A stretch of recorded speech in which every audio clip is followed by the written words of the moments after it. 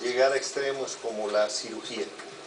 Algo que tenemos que tomar muy en cuenta y pocas veces se hace, entre paréntesis, los médicos, los sacerdotes y los maestros tenemos un índice de credibilidad por arriba del común denominador. Entonces, si el médico dice hay que hacer esto, normalmente el paciente dice hay que hacerlo. Y pocas veces tomamos en cuenta, o se toma en cuenta, desafortunadamente, cuál es la decisión de la paciente.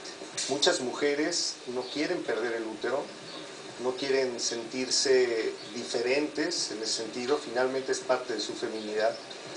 Y tenemos que tomar mucho en cuenta eso. Y además quitarlo, o sea, que trae consecuencias, supongo, anímicas varias, pero algunas otras, unas físicas. Anímicas no tanto, bueno, depende. La gente que no está convencida del método, la gente que no quiere ser sometida a una histerectomía y desafortunadamente es operada, termina por somatizar mucha de esa sensación. Pero, bueno, ya hablábamos hace un rato de las alteraciones en la esfera sexual que puede ocasionar. La presencia de una decisión bien tomada siempre va a ayudar para que los resultados sean mejores. Si la paciente está completamente convencida de que es el método y es el único que hay, que no hay de otra, bueno. Pero antes de llegar a ese método podemos utilizar otros. Entonces, hoy existe, bueno, tiene mucho tiempo, esto empezó en la época de los 70s, algo que se llama ablación endometrial. Por ahí hay algunas imágenes que si pudiéramos ver. ¿Tenemos las imágenes? De la ablación endometrial, chicos. ¿Podemos verlas, doctor? Bueno, en lo que las tiene, doctor, tenemos más preguntitas. Sí. O no, pero yo iba a terminar de concluir una cosita. Sí, exacto. Adelante, doctor. En lo que tiene las Es que tenemos tantas preguntas que ya queremos pasar. La ablación endometrial es un método que se inició hace 30 o 40 años. Lo que ha cambiado es la forma de eliminar ese endometrio. ¿Qué quiere decir ablación? Ablación quiere decir quitar, ¿no? El endometrio es la parte de la matriz, la parte interna.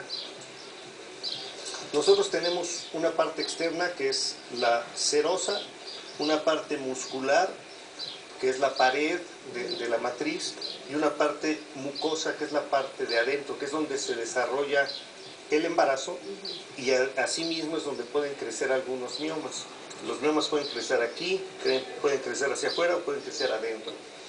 Al principio les decía que hay miomas que pueden ser muy grandes y no sangrar para nada. Los miomas que normalmente sangran son los que se ubican en la pared de la matriz y los que se ubican dentro de la cavidad uterina. Esta parte en rosa que está aquí adentro se llama endometrio. Ese endometrio es el que normalmente sangra cada mes. Este endometrio es el que nosotros quitamos con la ablación endometrial. Las técnicas son muchas. Inició haciéndose con una especie de rodillos, como si fuera un cuchillo caliente cortando mantequilla. Las complicaciones eran varias porque se podía perforar la matriz y dañar órganos vecinos. Recordemos que acá atrás está el intestino, adelante está la vejiga.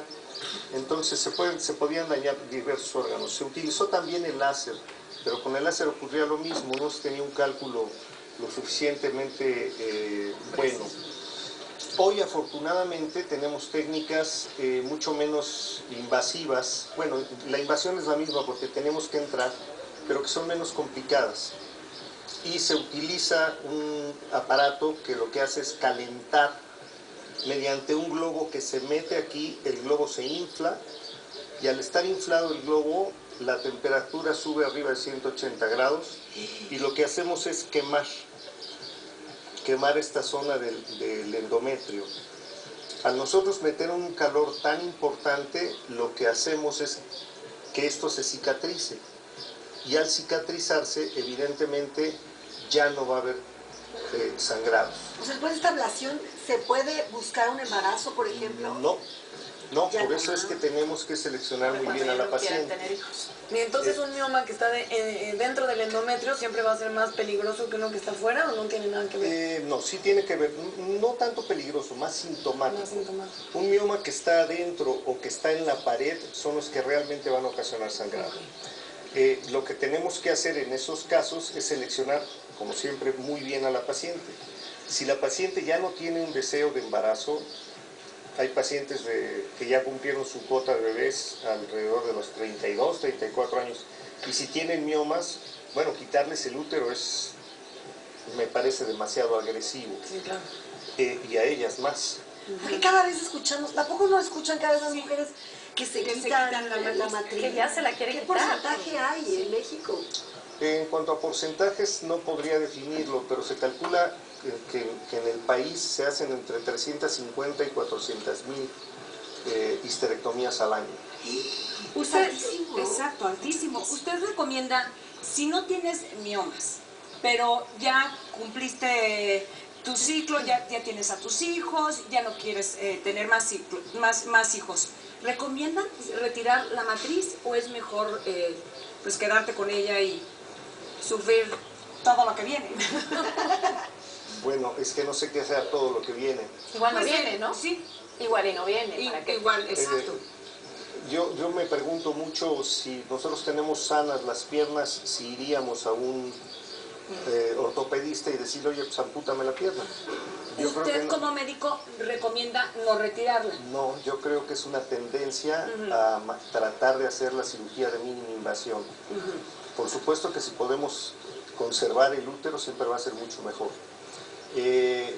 La ablación, dicho sea de paso, no va a quitar los miomas.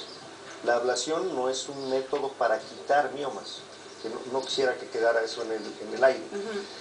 La ablación es un método que nos ayuda a quitar el síntoma, que son los sangrados abundantes y que finalmente es lo que repercute en la calidad de vida de la paciente. Entonces, si nosotros podemos cortar esos sangrados, cortar la anemia subsiguiente, el mioma se puede quedar ahí sin problema. Hay muchas, pero muchísimas mujeres, lo veíamos en el reportaje al principio, que pueden tener miomas y nunca se dan cuenta. Terminan su vida, no solo vida reproductiva, pueden morir y en la autopsia se dan uno cuenta que tenían miomas y quién sabe cuándo los tuvieron y nunca les dio problema. Así es. A ver, en el caso de quitar la matriz, yo insisto en esto porque lo oigo mucho. Hay quienes usan distintas técnicas, hay quienes dejan los ovarios, deciden, o sea, ¿por qué? O sea, ¿qué es realmente lo que cambia en la mujer en cuanto a las hormonas, ¿no? Sin duda hay un cambio importante. No, quitar el útero o quitar la matriz, pues de inicio no ocasiona cambios hormonales. Los cambios hormonales lo va a ocasionar a futuro y ahorita me voy a referir a eso. Cuando nosotros quitamos la matriz y solo quitamos la matriz, los ovarios se quedan en su sitio. Nosotros quitamos esto, pero los ovarios, estos dos se quedan en su sitio.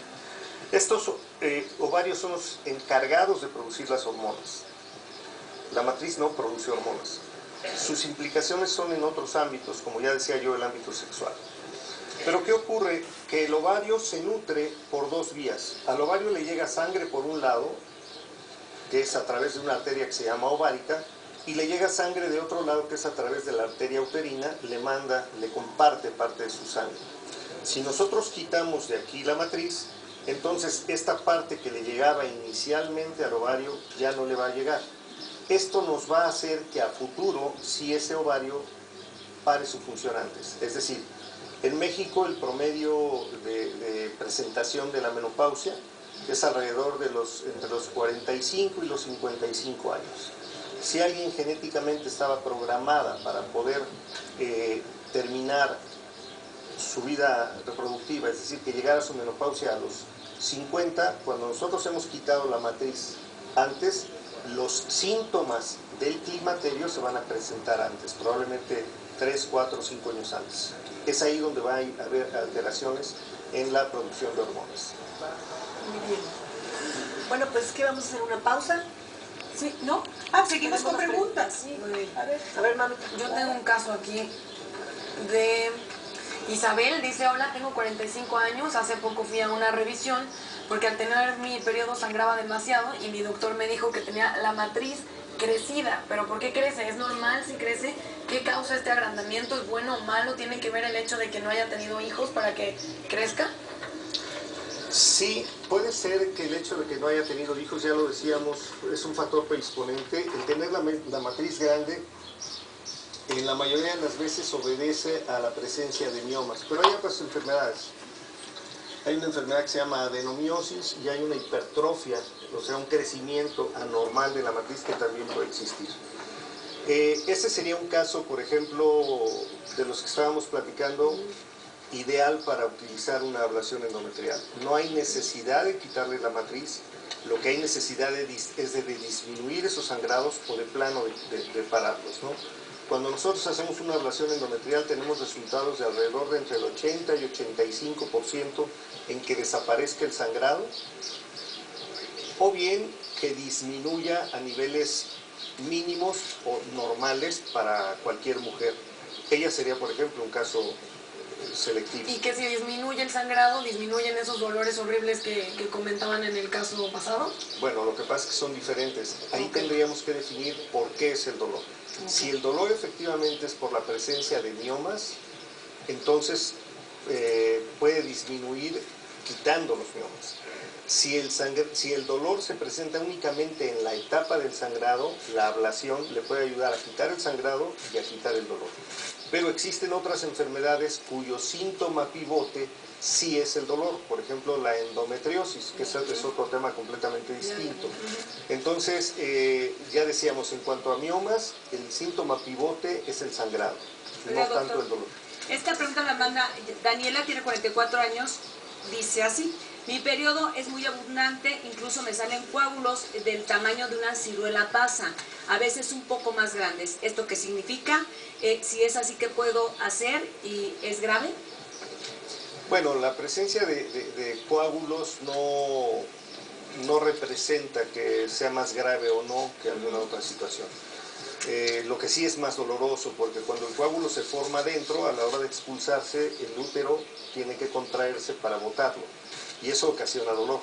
Habría que explorarla e identificar cuál es la causa de la presencia de coágulos específicamente en ella.